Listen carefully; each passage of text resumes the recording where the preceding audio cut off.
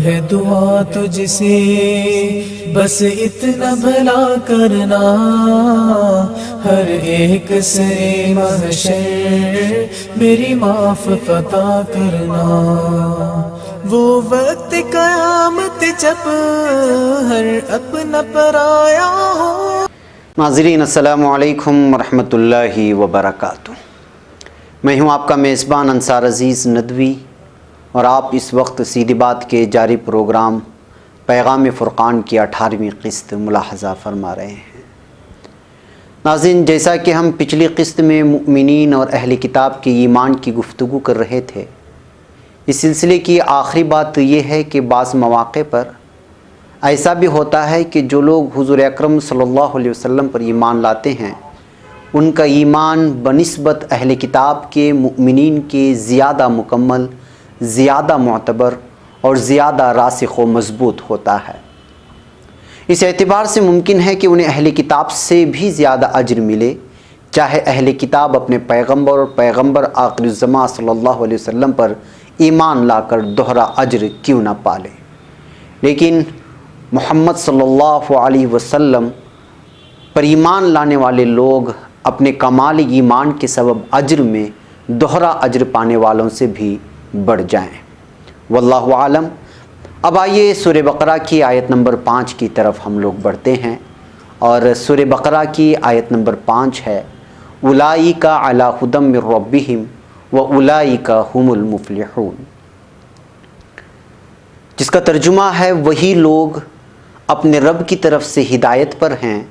اور وہی فلاح کو پہنچنے والے یا فلاح پانے والے ہیں،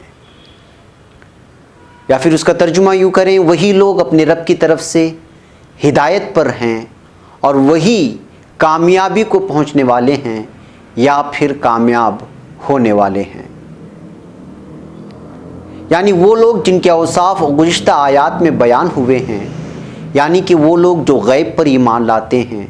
جو نماز قائم کرتے ہیں، اللہ کے عطا کردہ رزق میں سے انفاق کرتے ہیں، خرچ کرتے ہیں،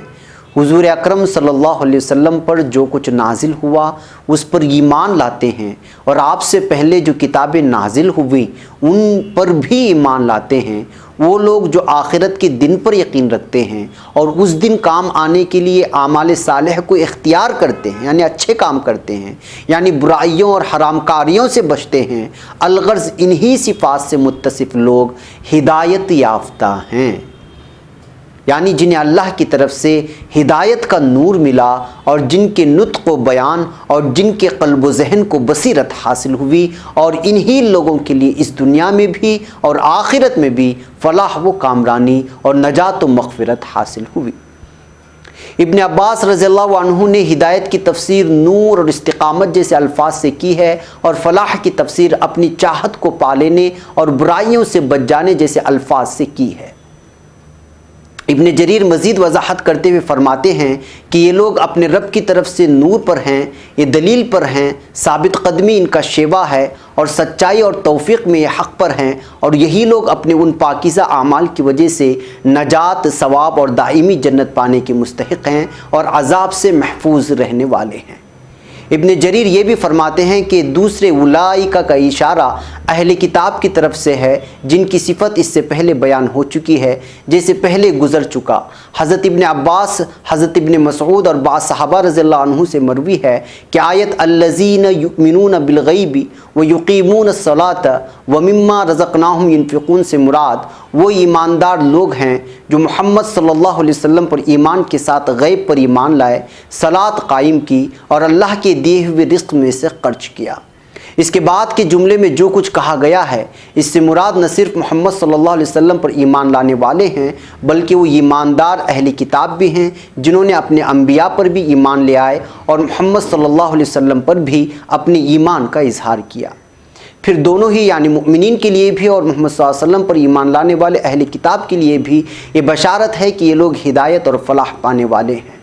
مجاہد، ابوالعالیہ، ربی بن انس اور قتادہ سے یہی مروی ہے کہ ایک مرتبہ رسول اکرم صلی اللہ علیہ وسلم سے سوال کیا گیا کہ یا رسول اللہ صلی اللہ علیہ وسلم، قرآن پاک کی بعض آیتیں تو ہمیں ڈھاریں دیتی ہیں اور امید قائم کرا دیتی ہیں، اور بعض آیتیں کمر توڑ دیتی ہیں، یہاں تک کہ ہم نا امید ہونے لگ جاتے ہیں۔ تو آپ صلی اللہ علیہ وسلم نے ارشاد فرمایا، لو میں تمہیں صاف صاف طور پر جنتی اور جہنمی کی پہچان کرا دیتا ہوں۔ پھر آپ نے الف لام میم سے مفلحون تک پڑھ کر فرمایا یہ تو جنتی ہیں۔ صحابہ رضی اللہ عنہ نے خوش ہو کر فرمایا الحمدللہ، ہمیں امید ہے کہ ہم انہی میں سے ہوں۔ پھر آپ صلی اللہ علیہ وسلم نے آیت ان الذین کفروا سے ولہم عذاب عظیم تک تلاوت کی اور فرمایا یہ جہنمی ہے۔ انہوں نے کہا ہم ایسے نہیں ہیں۔ آپ نے ارشاد فرمایا ہاں،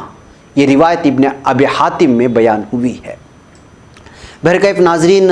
یہ آج کی تفسیر ہے جو ہم نے آپ لوگوں کے سامنے پیش کی۔ آپ ہمارے ساتھ جڑے رہیں اور پیغام فرقان کی سماعت کا سلسلہ جاری رکھیں اور اس پیغام کو دور دور تک پہنچائیں۔ اب اپنے میزبان کو اجازت دیں، اپنا بہت سارا خیال رکھیں اور ان معلومات سے اپنے احباب و رشتہ داروں کو بھی مستفید ہونے کا موقع فراہم فرمائیں۔ السلام علیکم ورحمۃ اللہ وبرکاتہ۔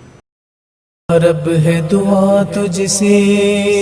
بس اتنا بھلا کرنا، ہر ایک سے محشر میری معاف عطا کرنا۔ وہ وقت قیامت جب ہر اپنا پرایا